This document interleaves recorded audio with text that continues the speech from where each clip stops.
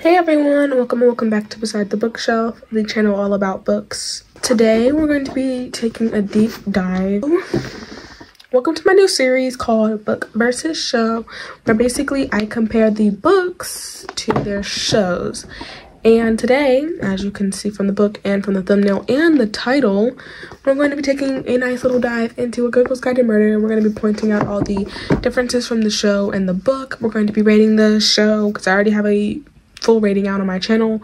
Channel, Goodreads, Fable, Storygraph, you guys can see it all. So we're gonna be taking a deep dive into my review of the show up here, and we're just gonna try and spot the differences and see what I caught onto with the show. So here I have my laptop where I jotted down all my thoughts, and we're going to be taking a nice little look. Okay, so let me just talk about everything in general. I do not reread books that I already read unless the books were really good or I'm reading it with someone else. So for example, recently I reread The Love Hypothesis, one of my favorites from Melanie Hazelwood, but not my favorite from Melanie Hazelwood. I'm probably going to reread 𝙎𝙤𝙘𝙞𝙬, but that's besides the point. So I reread The Love Hypothesis recently, but Good Girl's Guide to Murder is not something I see myself rereading in the future, really. But yeah. So obviously I have not read this book a second time, but something I do is I go back and I rewatch shows, and I have not gone back to rewatch this show since August 1st, since this show has aired, because it was okay. And I don't plan on rewatching it anytime soon, really. I'm not gonna lie to you guys. The show's production and quality was amazing, don't get me wrong, but the show and the book have a lot of differences, and it'll forever annoy me if I ever go back to look at the show or if I ever decide to reread the book, because I noticed these changes in the book literally instantly, like in a snap. I cannot snap, y'all, in a snap. And I was just like, come on now, are we really about to sit here and we're gonna do this, we're gonna mess up the book, and like we're changing all this other stuff. We only heard the nickname Sarge like once.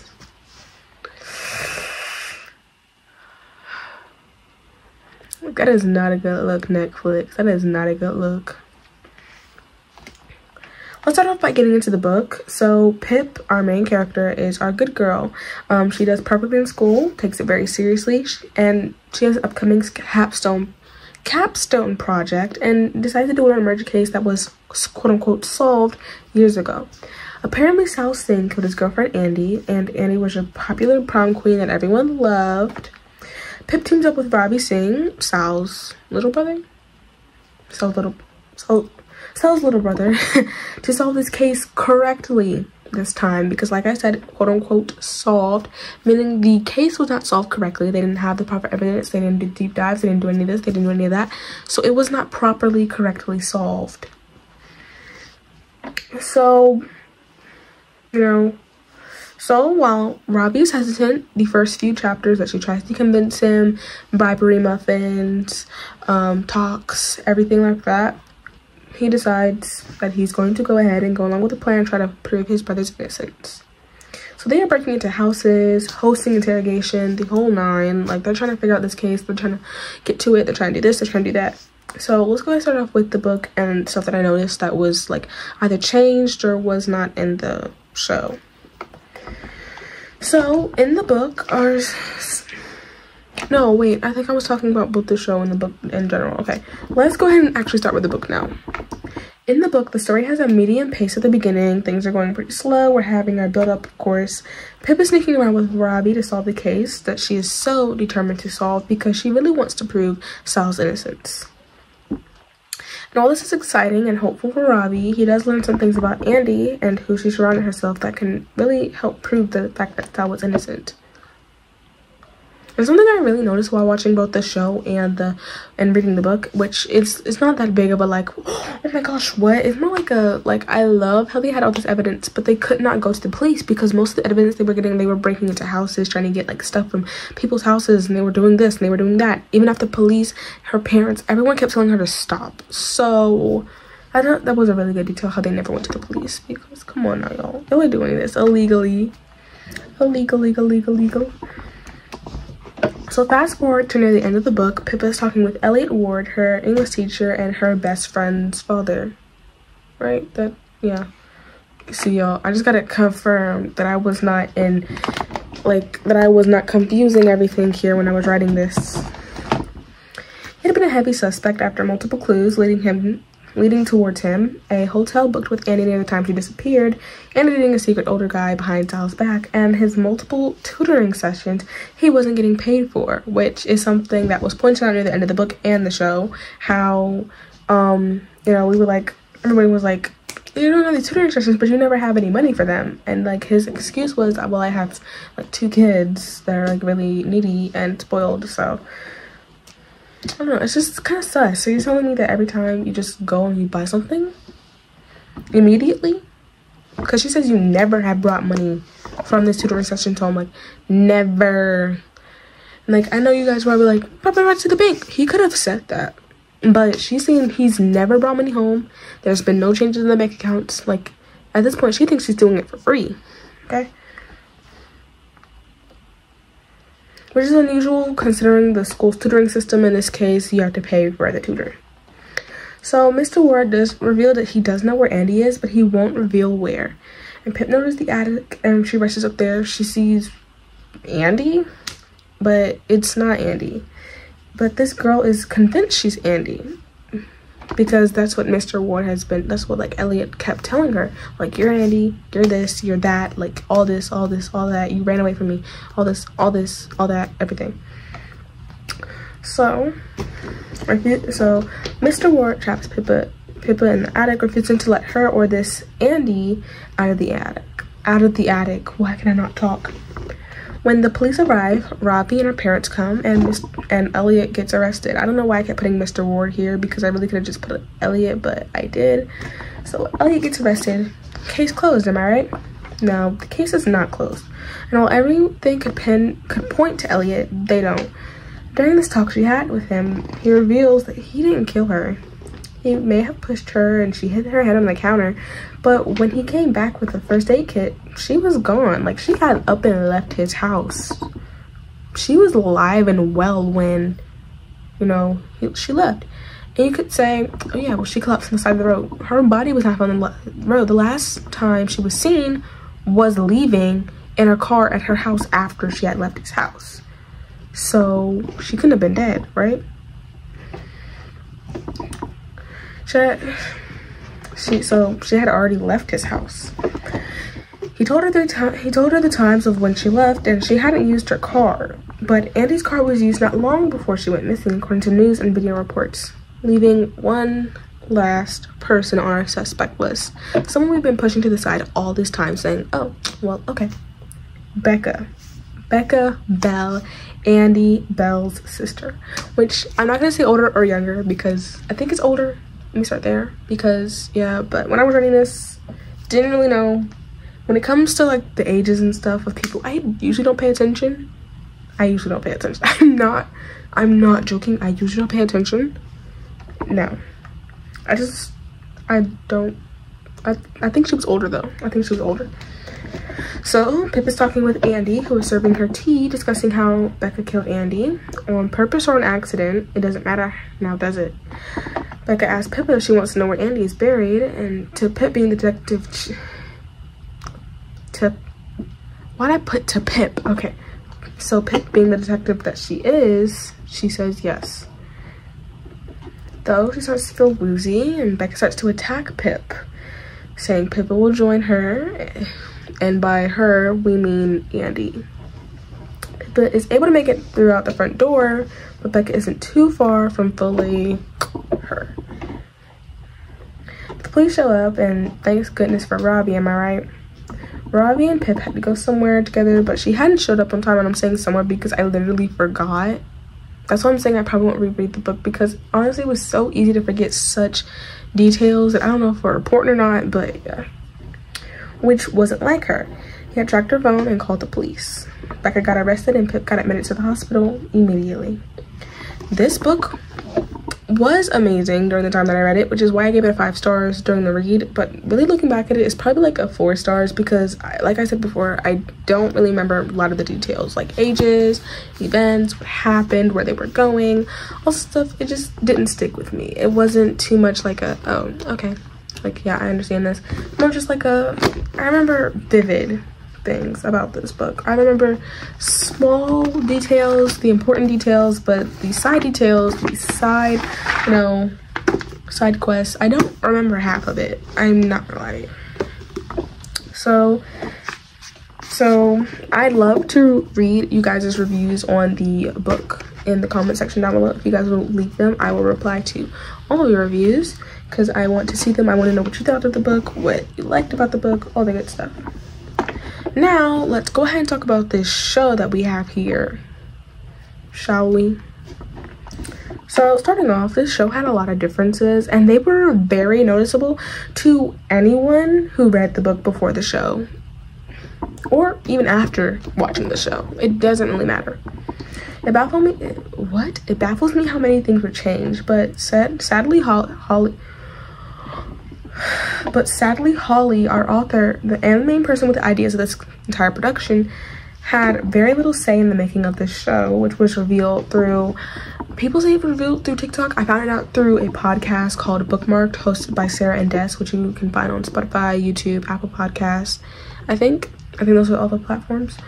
But I listened to it, and they had revealed that it had been revealed on TikTok or somewhere that Holly Jackson had very little say in what happened in our said show that we're talking about here. So on one hand, we can't really blame her because she had very little say and she had to fight for us to get the nickname that we adore and love so much, that we rave over, that we make our Pinterest boards about, that we put hearts over every time it's mentioned, Sarge. She literally had to fight, and notice how she had to fight for that, and it only showed up in one episode. I'm pretty sure we only had one episode where he called her Sarge, and it was in the car and she was just like, Sarge, like, where did that come from? The show and the production was amazing, and I will not say that it wasn't, but the changes were highly disappointing. Netflix, get it together. Get it together, Netflix. As your local book girly who loves to see adaptations, why did I put adoptions here? Who loves to see adaptations come straight to life, this made me really upset. The plot is of course the same, but I love to talk about the major differences. Starting off, let's talk about us first finding Andy. In the book, our poor girl thinks she's actually Andy. She's been manipulated into thinking about. But the show, in the book, okay, I don't know where my mind was when I wrote this, y'all. It was clearly everywhere, and I did not proofread this. I just said, okay, we're done here. We're done. But I immediately noticed in the show that the girl had full knowledge that she wasn't Andy, because like I said, book, she thought she was Andy. In the show, she knew she wasn't Andy. Because in the show, she had explained he had came by, picked her up because she was homeless, she was in poverty or something like that, took her home, fed her, like gave all the stuff, and she said that he was a nice man. And he was like, no, I'm not. And he was like explaining everything he had done to Andy. And then she tried to escape, and he said, you will not escape. You are not leaving. You're not leaving because you have nowhere to go. I'm gonna find you. So she stayed in his attic and pretended everything was okay. She was asking Pippa for help to escape. And, you know, like I said, boom, got trapped, all this other stuff. All this other crap. So the day after at school, Cara decides to go home after seeing her father's name crossed off the classroom door, which in the book, I think she decides to go home because her friends make jokes that they shouldn't, like, unconsciously make jokes that they really shouldn't, because they can really hurt a person, especially after finding out all this other stuff. So she goes home. But in this show, she sees that his name is crossed out on his classroom because, reminder, he's a teacher, and she says, I can't do this, and she goes straight home. As when we get to see Becca, she takes Pip to an abandoned cave after she drinks the tea. She says, well, drink up the tea and we can go. So Pip drinks the tea, gets in the car, and they go to this abandoned cave looking place. I don't remember exactly what it was, but it looked like an abandoned cave. It contains a well where Becca put Andy's body, according to dropped it down, whatever, and says Pip is going to go down with her now that she knows where her body is. Pip is able to fight her off and run as much as he can, but she's been by the tea and is dragged back the cave. Meanwhile, Cara and Ravi are looking for her using their phone's flashlights. And mind you, Ravi talked to Cara, which in the book, he didn't have to talk to Cara. He had a tracker on her, and he went and helped her. But in the show, Carl was the one that had a tracker on her secretly, and he didn't, and he was asking her if she had seen her, if she had seen Pip. You can't talk.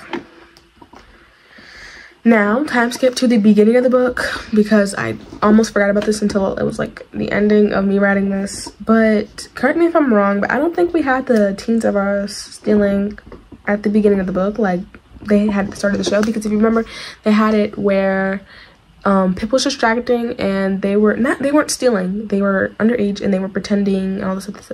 Or maybe they were stealing. I don't know. It was one or the other. And yeah, they ran off. I don't think that was in the beginning of the book, and I'm not checking back in the book to see, because I'm not going to check back in the book to see, okay? Anyways, let's go ahead and I'm going to give you guys my review on the show, because we're done with like this entire thing where I point out the differences. And so my review on the show was probably like a 2 to 3 out of 5. It was okay. The production was nice. The quality was nice. The casting was excellent, but I just think it was a storyline how the producers had no regard for Holly and literally threw 90% of the ideas out of the window and literally changed everything.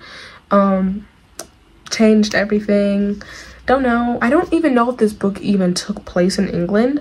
A lot of people say, like, at first when I saw the show and I knew that like it was taking place in England, I was just like, oh, that makes sense, because I think Holly Jackson is English herself, like she's from the UK. But then I was talking about this book to one of my friends, and she was just like, well, nothing in here that they say in the show that would hint that it's in the UK has been said in the book. The book seems like it takes place in America, because of the way they say things, and there's nothing that hints it. There's literally nothing in the book that will literally hint that this is in the UK. Everything in the book hints towards it being in the United States, which I also found was really crazy, because that if it is taking place in the United States, then that means that there was major changes in this book that were not supposed to be made. Because come on now y'all, are we really doing this? Actors were amazing. I am a big fan of, I was about to say Enid. Yeah, I'm a big fan of her. Since I'm being put on the spot right now, I cannot remember her name. But yeah, big fan of her acting career, so I'm so glad she was chosen for this role. But honestly, I just feel like this book shouldn't have been changed as much as it was changed. It really should have settled down the changes. Like a lot of shows, and I'm so glad that they kept this, because a lot of shows, for example, The Summer I Turned Pretty is a YA book, but the show is not. I wouldn't say it's not YA, but there's things in the show that didn't even happen in the book. And if it did, it was closed door. It didn't show. It was off page, literally. So a lot of shows, and I will be doing a Love and Gelato one next, because that movie was completely different from the book. So y'all can stay on the lookout for that, because I will be making one. And please excuse my hair, please. It's a last minute change. I couldn't find my normal hat. If you guys can tell, I don't have my black hat because I don't know where it went. My flip hat, I don't know where it went. So we got this. We gotta work with this. Thank you all so much for watching. Happy birthday, future birthday. I'll see you on the next video. I hope you guys all enjoyed so much, and I enjoyed making this one for you guys. And I'll see you on my next video, next live stream, whatever comes next. I'll see you all next video. Many kisses. Maria and goodbye.